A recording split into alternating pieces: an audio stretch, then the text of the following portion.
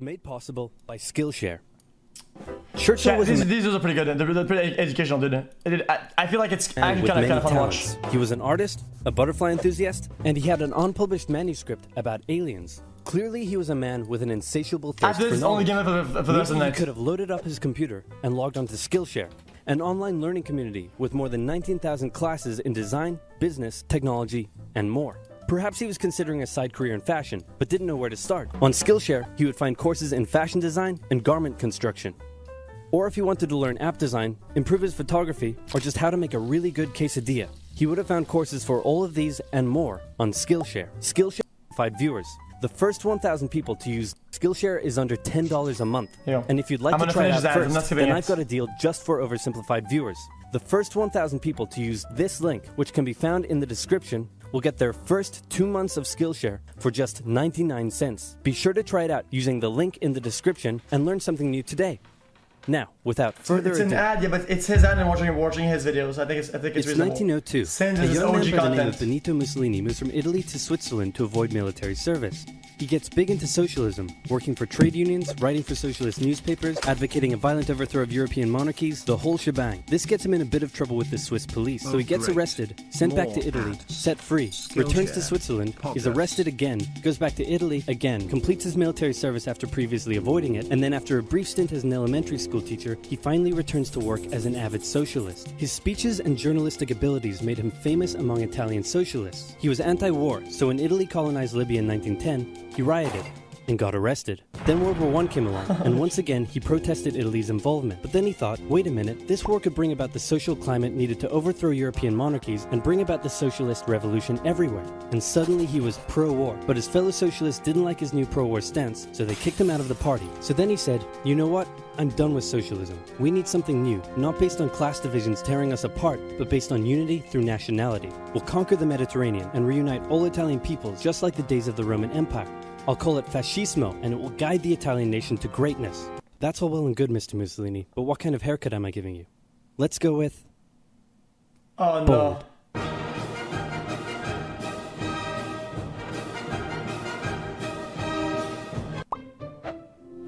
I remember that. I did a presentation on this guy from piece of history class. Baldolini. Italy had been on the winner's side in World War I, and they hoped they were going to get a lot out of it, but in the end, they only got a little, and they felt cheated. On top of that, a bad economy and weak governments meant that the Italian people were a little unhappy. So when Mussolini came along and said that he could fix everything, his fascist movement gained a lot of support. In 1922, he went to the king and said, make me prime minister, or I'll make me prime minister. And the king said, you and what army? This army. Fair enough. Then he went about establishing a dictatorship with himself at its center. Europe had its first fascist dictator. Next up, Germany.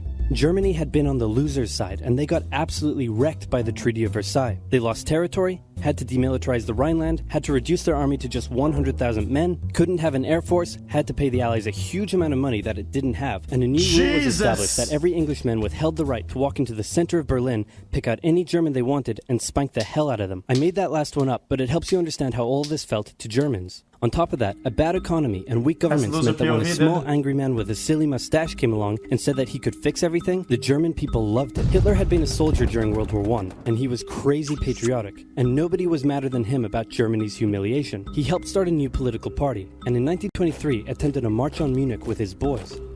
And then he got arrested. But his popularity grew, and in 1933, the president made him chancellor. He believed he was Germany's great destined savior, and he went full megalomaniac, establishing a dictatorship with himself at its center. Europe had fascist dictator number 2.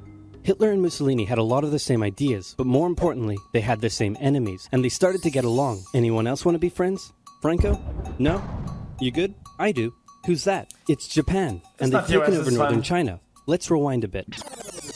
Japan had isolated itself from the rest of the world for over 200 years until the Americans showed up and said, you're going to trade with us and you're going to like it. Then the Western powers imposed a bunch of unequal treaties, meaning Japan's economy was bust. They also had no natural resources, so they decided to go get some. They went to war with China to gain a sphere of influence over Korea, and they took a bunch of China's stuff. But then the West said, hey, cut that out. And since Japan couldn't take on the West, they said, okay, I guess we'll just go home. Wait a minute, what are you doing? Taking advantage of a weakened China and setting up spheres of influence. But I was the one who weakened them. We know.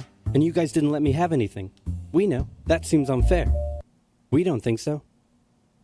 Okay, see ya. So Japan thought, screw this, and went to war with Russia, and stunned everyone by actually winning. Then they fully annexed Korea, but they didn't stop there. In World War I, they took Germany's colonies and islands in Asia. And then in an incident that was maybe staged by the Japanese army, a bomb blew up a Japanese train in Manchuria, giving them an excuse to launch an invasion and take over.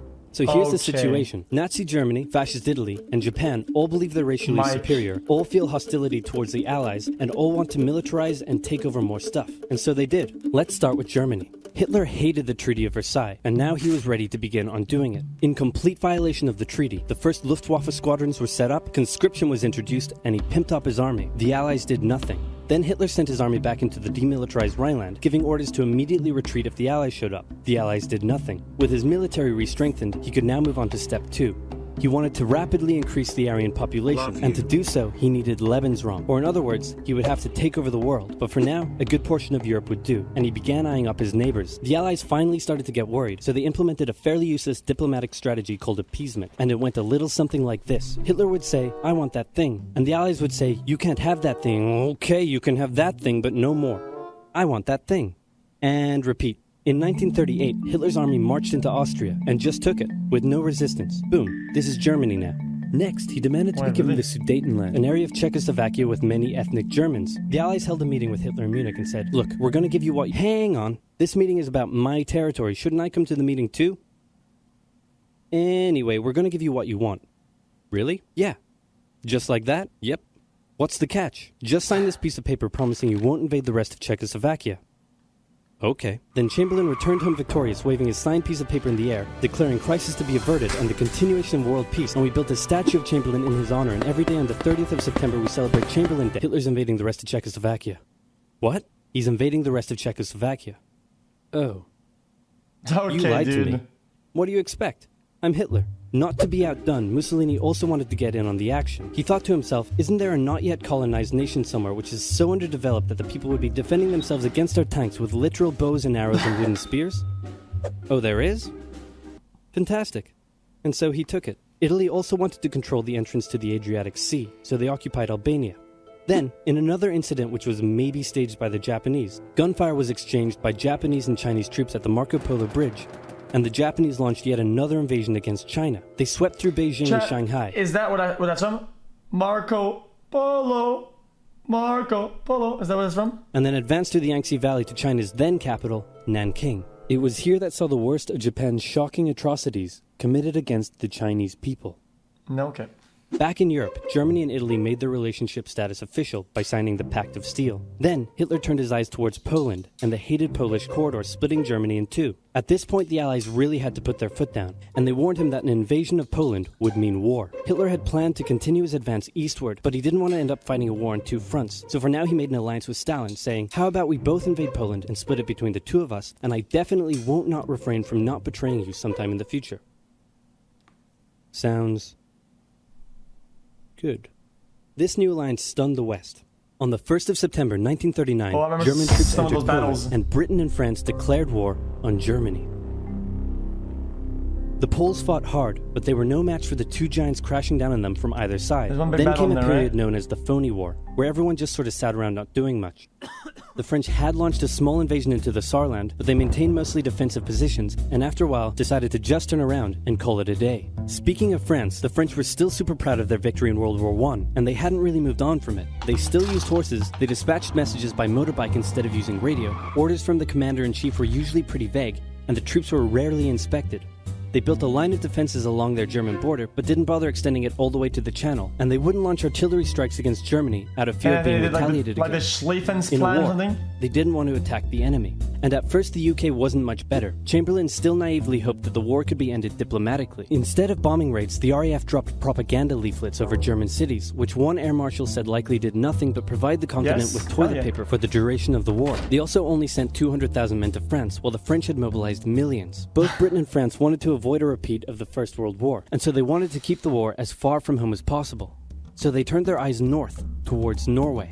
Neutral Sweden was exporting iron ore to Germany through neutral Norway, so the Allies asked them if they could please stop exporting iron ore to Germany, but this request was refused. Then, the Soviet Union attacked Finland, so the Allies said, how about we land troops in Norway and move them across Sweden to go help out your good pal Finland, and along the way maybe take control of all your armfields. But Norway and Sweden still said no, So the UK mined the waters around Norway to force any transport ships into international waters, and they also attacked a German tanker they found in the area. Hitler realized what the Allies were up to, and he quickly moved to secure his supply of iron ore. He launched an invasion through Denmark into Norway. The Allies rushed to land troops at key ports along the coast, but Germany had taken control of Norway's airfield, and their air superiority decided the fight. Jeez, war is The complicated, Allies dude. had to retreat. After this slightly embarrassing failure, Chamberlain resigned and was replaced with Winston Churchill, who had a slightly different approach to dealing with the Germans. Hitler's overall strategy was similar to Germany's First World War strategy. Attack France, defeat France, knocking out the UK in the process, then turn on the Soviet Union and win the war. They got During the rolled. Phoney War, the Allies had given Hitler time to prepare his forces. Now, he was ready to attack. The Allies had wanted to place troops in Belgium, but Belgium had refused, and in a move that surprised pretty much no one, flanked Hitler it. launched an invasion to get around France's defenses. The Allies charged into Belgium at full speed to meet the German invasion head-on, and it looked like a repeat of the First World War was coming. But this time, Hitler had a trick up his sleeve. Blitzkrieg. As the Germans advanced, they sent thousands of refugees westward, slowing down the Allies. Then, to the south, the French had left the Ardennes, an area full of hills and forests, pretty underdefended because they thought it was naturally impenetrable. Well, the Germans were about to penetrate it with everything they had. They smashed 50 Wehrmacht divisions through and encircled the Allied armies at lightning speed. The best of the Allied forces were now trapped. The Germans squeezed in from all sides, taking out France's best armies and nearly wiping out the British too. But they managed to make a desperate last-minute escape at Dunkirk, with British civilian ships even making the perilous journey to bring their young men home. With most of the French forces depleted, the Germans breezed through, taking Paris, and France fell. What the Germans couldn't do in World War I, Hitler had done just like that. Hitler hoped that with the fall of France, the UK would also lose hope and sue for peace. But quite annoyingly, it didn't, and he needed to Dunkirk, secure huh? the Western Front, so he I saw tried the to movie. force them into submission with mind games.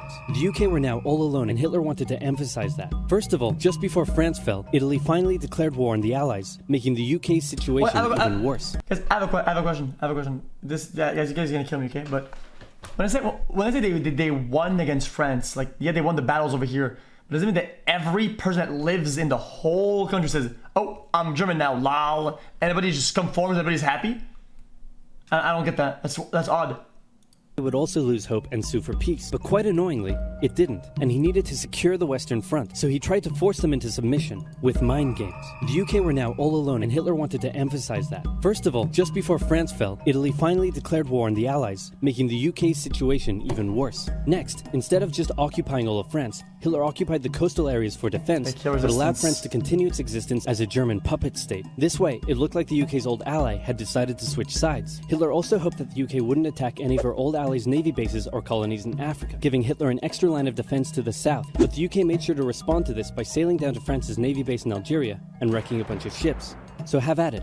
Hitler then began laying down plans UK's for an rolling. invasion of Great Britain. Before German troops could land on British soil, he would first need air and naval superiority across the Channel. Waves of German bombers came, while the completely outnumbered RAF worked bravely around the clock in an attempt to quell the German attacks. At first, the Luftwaffe targeted British ports and coastal facilities. Then it attacked RAF bases, crippling the RAF's ability to defend the nation. And it looked like Hitler's Great British invasion was coming. But then, Churchill ordered a small, pretty insignificant bombing raid over Berlin. It didn't do much damage, but Hitler was furious, and he immediately ordered the Luftwaffe to refocus its attacks on civilian targets in London. Children were sent off to the countryside away from their parents to avoid danger, and frequent trips to air raid shelters became a daily occurrence. But British morale held Jeez. firm. Smiling, knitting, lounging casually, these people have balls of steel. This refocusing on London Guys, is this a little bit like We Happy Few type of thing? Okay, no, I think it's also dumb. gave the RAF breathing space to reorganize, so Hitler kind of shot himself in the foot there. Just the foot The for now. game? Finally, the Luftwaffe It sent is, one okay. massive all-out attack on London, and the RAF successfully repelled it, destroying many of the German aircraft and placing air superiority firmly in British hands. Hitler's invasion had to be postponed, but the bombing of British cities continued for some time. Hey! This video was made possible by Skillshare.